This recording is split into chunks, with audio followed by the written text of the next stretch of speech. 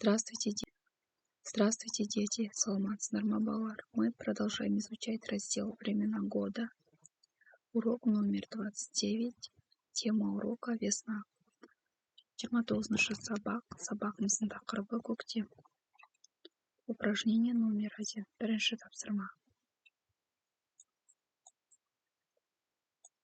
Послушайте текст, о каком времени года говорится, когда говорится в нем. Почему вы так думаете? Бірінші тапсырмада мәтінді тыңдаймыз және жылдың қай мезгілі туралы айтылып жатқандығын айтамыз және не үшін олай ойлайсыңдар. Солнце согреет землю. Күн жерді жылытады.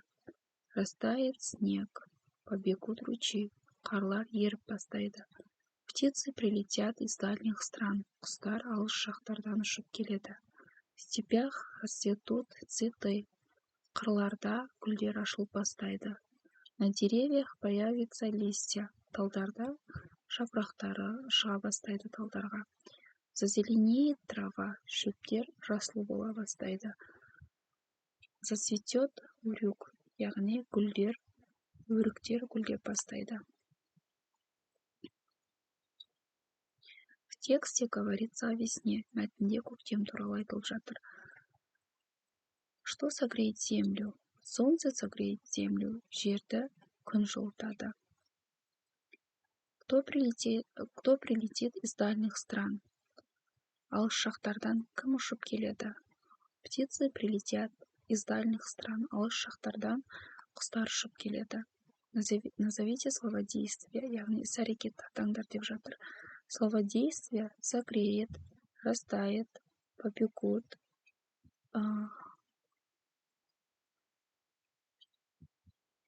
расцветут, появится, зазеленеет, зацветает.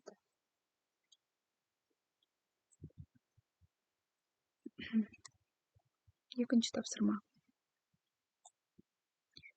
Подберите нужное словодействие. Яғни мына жерлерге біз керекті словодействияларды қоюымыз керек. Яғни іс-әрекет бар сөздерді. Слова подсказки, көмекші сөздер. Придет, наступит, будет. Весна придет после зимы. Апрель наступит после марта. После апреля будет май. После весны будет лето.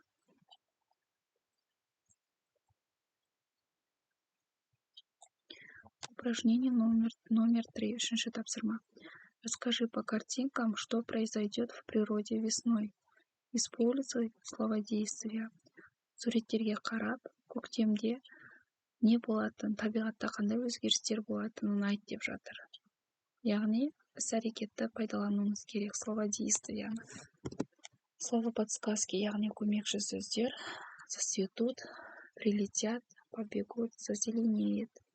Весной зацветут цветы. Көктемде гүлдер ашыла бастайды.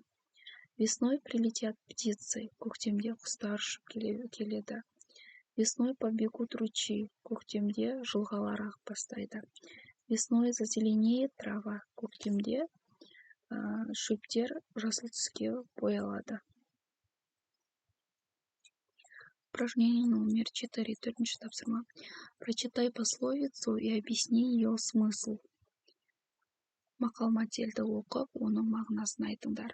Продиктуй однокласснику пословицу на русском языке. Өзіңнің сыныптасыңа мақал-мәтелді орыс тілінде айтып бер. Проверь, тексер, как он ее написал, оны қалай жазғандығын. Поменяйтесь ролями. Сәуір суымен, мамыр шөбімен. Апрель с водой, май с травой.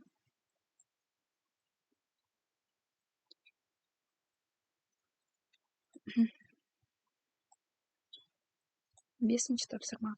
Посмотрите анимацию. Расскажите, что нарисуют карандаши. Яғни, анимация бойынша біз айтып өтуіміз керек. Слова подсказки. Желтое солнце, синее небо, белый подснежник, черную землю, зеленую траву, серого голубя, красный тюльпан. Желтый карандаш нарисует желтое солнце. Сары қалам сары күнді салады.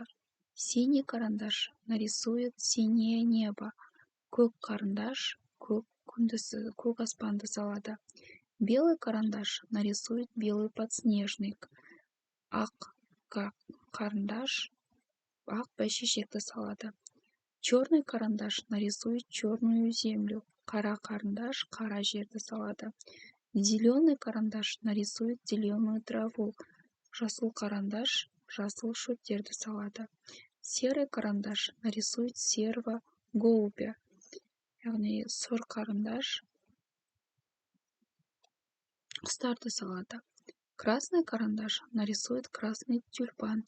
Қызыл карандаш қызыл тюльпанды салады.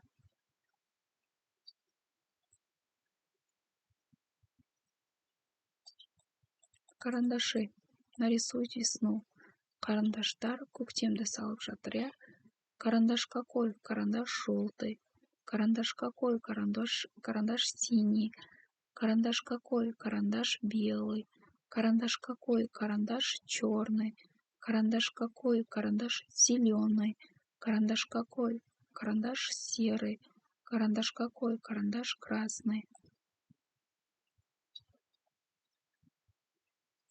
Подснежник, бәйшешек,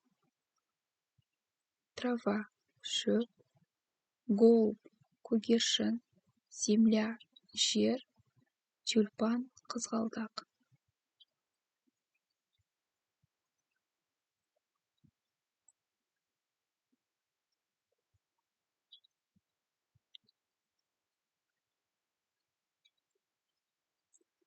Упражнение номер 6.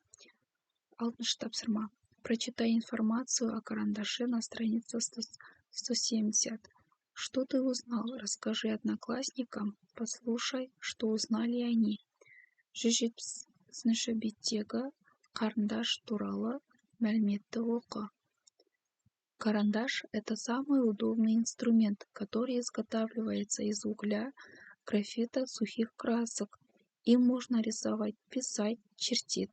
Карандаши бывают простые и цветные. Осымен сабағымыз аяқталды. Каналыма тіркеліп лайк баса кетіңіздер.